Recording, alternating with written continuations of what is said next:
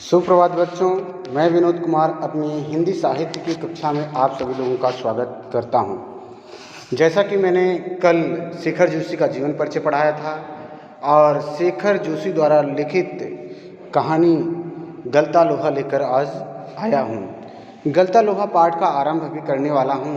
इससे पहले मैंने आपको जो पढ़ाया था उनका जीवन परिचय, साहित्यिक परिचय, उसको आप लोग ध्यान में रखिएगा, उनके बारे में जानने की कोशिश और भी अधिक करिएगा। अब गलता लोहा जो पाठ है उसकी मुख्य क्या बात हैं, क्या उसमें मुख्य रूप से सार या मुख्य तत्व क्या कहे गए हैं, उनको ध्यान में रख लेते हैं, फिर आगे हम इस कहानी का आरंभ करते हैं। जैसा कि पता है आपको, शेखर जोशी नई कहानी के कहानीकारों में से एक हैं। इन्होंने प्रगतिशील कहानियों का आरंभ किया और कहा जाता है कि नई कहानी का जब आंदोलन लेखन में चल रहा था तो उन लेखकों में सर्वोच्च स्थान इनको प्राप्त हुआ है लेखन में, कहानी लेखन में। यह उनके व्यक्तित्व को दर्शाता है, उनकी महत्वपूर्ण बातों को दर्शाता है कि उन्होंने कैसे पुरानी परिपाटी को बदलते हुए एक नई परिपाटी और नए ढंग की कहानियाँ हम लोगों के सामने प्रस्तुत किए हैं।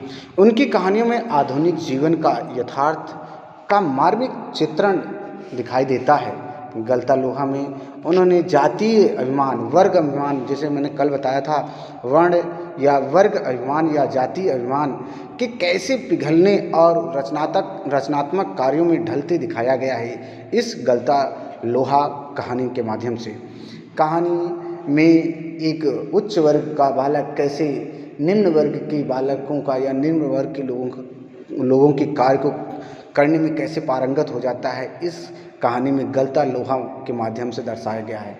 जैसा कि मैंने कल ही बताया था कि गलता लोहा अर्थात लोहा अपना आकार प्रकार जिस प्रकार गल कर बदल लेता है, नए रूप संरचना में परिवर्तित हो जाता है, उसी प्रकार बदलते समय में उच्च वर्ग का कार्य कैसे निम्न वर्ग में बदल जाता है, निम्न वर्ग के कार्यों में, और निम्न वर्ग के कार्यों का कार्य कैसे उच्च वर्ग में बदल जाता है, उच्च वर्ग के कार्यों में। तो ये कहानी में दर्शाया गया है। कहानी का आरंभ करते हैं। मोहन के पैर अनायास ही शिल्पकार टोले की ओर मुड़ गए। देखिए, इसमें मोहन और धनाराम दो मुख्य पात्र हैं। दोनों मुख्य पात्रों पर यह पूरी कहानी चलती फिरती दिखाई देती है। उसमें भी मोहन का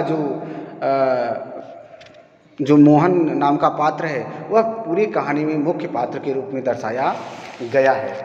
मोहन के पैर अनायास ही शिल्पकार टोले की ओर मुड़ गए। उसके मन के किसी कोने में शायद धनराम लोहार के ऑफर की वह अनुगुंज शेष थी। ऑफर मतलब कहते हैं ना कि ऑफर देना या बुलाने की बात करना। तो अनायास मतलब अचानक। शिल्पकार जानते हैं, जो छोटे मोटे काम करने वाले कारीगर होते हैं उनको शिल्पकार कहा जाता है। टोला मतलब समूह में जो रहते हैं। अनुगुंज मतलब गूंज। ऑफर मतलब बुलावा। तो कहने का तात्पर्य है, अब पूरी लाइन को चलते हैं, कि धनराम के मन में ऐसा मानो जान पड़ता था कि जैसे मोहन के मन में ऐसा जान पड़ता था जैसे धनराम लोहार उनको ऑफर दे रहा है, या धनाराम की ऑफर की आवाज़ मोहन के कानों में पड़ रही थी और वह शिल्पकार के टोले की तरफ आगे बढ़ा चला रहा था, जिसे वह पिछले 3-4 दिनों से दुकान की ओर जाते हुए दूर से सुनता रहा था। अब क्या सुनता रहा था वो देखते लेते हैं।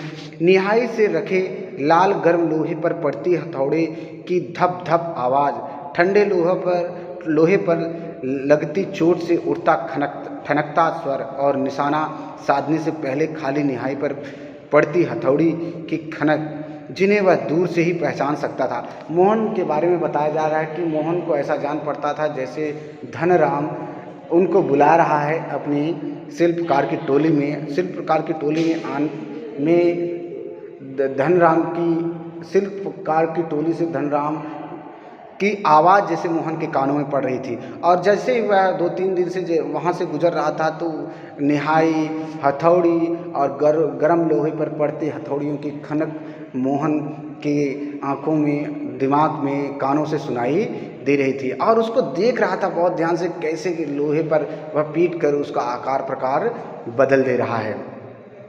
लंबे बेंट वाले हंसुए को लेकर, देखिए आगे लिखता है लेखक, लंबे बेंट वाले हंसुए जानते हैं कि जिससे धान वगैरह काटा जाता है, चारा काटा जाता है, उसी को कहा गया है।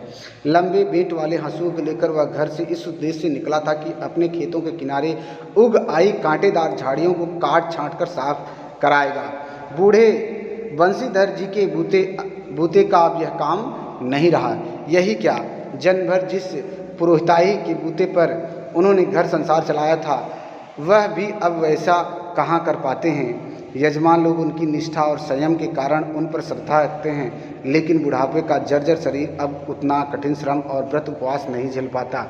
सुबह सुबह जैसे उससे सहारा पाने की नीयत से ही उन्होंने गहरा निश्वास लेकर कहा था। देखिए इसमें मोहन के पिता की बात की गई है। मोहन ब्राह्मण टोली का रहने वाला, ब्राह्मण परिवार से संबंधित है। उनके पिता का नाम वंशीधर है और वंशीधर जन्म से पुरोहिती का काम कर रहे थे और उस पुरोहित के काम से अपने घर का परिवार का भरण पोषण किया करते थे। उन्होंने मोहन को इसी पुरोहिताई से पढ़ाया लिखाया भी था, लेकिन अब वह कार्य करने में सक्षम नहीं रह गए हैं और इसी कारण मोहन को अब खेती बाड़ी का काम करना पड़ रहा है। आगे चलते हैं कि उन्होंने क्या कहा, निश्वास लेकर कहा था, आज गणनाथ जाकर चंद्रदत्त जी के लिए रुद्री पीठ करना था। अब मुश्किल ही लग रहा है। यह 2 मील की सीधी चढ़ाई अब अपने बूते की नहीं, एकाएक ना भी नहीं कहा जा सकता। अब कुछ समझ में नहीं आता। यही बात बंशीधर जी कर रहे हैं अपने पुत्र से कि देखिए चंद्रदत्त जी के यहाँ रुद्री पाठ था करना था, लेकिन अब मुश्किल हो गया है, क्योंकि मैं बूढ़ा हो गया हूँ, अभी इतनी ऊंची चढ़ाई इतनी दूरी को तय नहीं कर सकता। लेकिन यजमानों को मना कैसे किया जाए, कुछ समझ में नहीं आ रहा है। यह बात वंशीधर जी कह रहे हैं। मोहन उनका आशय न समझता हो, ऐसी बात नहीं भाई। पिता की बात वो समझ रहा था। वो चाहते थे, अगर यहाँ पर जोड़ा जाए कि वो चाहते थे कि पिता चाहते थे कि मोहन जाकर यह अनुष्ठान कराए, ये जानता था, लेकिन पिता की तरह ऐसे अनुष्ठान कर पाने का न उसे अभ्यास ही है और न वैसी गति। पिता की बातें सुनकर भी उसने उनका भार हल्का करने का कोई सुझाव नहीं दिया। जैसे हवा में बात कह दी गई थी वैसे ही अनृत्य हो गई, मतलब वैसे जैसे उन्होंने कहा वैसे ही उसने सुन लिया, उसका कोई उत्तर नहीं दिया। अनुत्तरित मतलब कि बिना उत्तर दिए वहाँ से वो निकल गया। पिता का भार हल्का करने के लिए वह खेतों की ओर चला था, लेकिन हंसुए की धार पर हाथ फेरते हुए उसे लगा कि वह पूरी तरह कुंद हो चुकी है, मतलब मोटी हो चुकी है, नष्ट हो चुकी है, धारहीन हो चुकी है। इसलिए अब वह कहाँ जाएगा, लोहार के यहाँ जाएगा। धनराम अपने बाएं हाथ से धौंकनी फूंकता हुआ दाएं हाथ से भट्टी में गर्म होते लोहे को उलट पलट रहा था और मोहन भट्टी से दूर हटकर एक खाली कनस्तर के ऊपर बैठा उसकी कारीगरी को पारखी नज़रों से देख रहा था। यहाँ पर देखा जाए तो पारखी नज़र मतलब पारखी का तात्पर्य होता है कुशल, मतलब धौंकनी लोहार। और धौंकनी का क्या अर्थ होता है, धौंकनी किसे कहते हैं, लोहार की आग धकाने वाली बांस या लोहे की नली, जो उसी को धौंकनी बोलते हैं।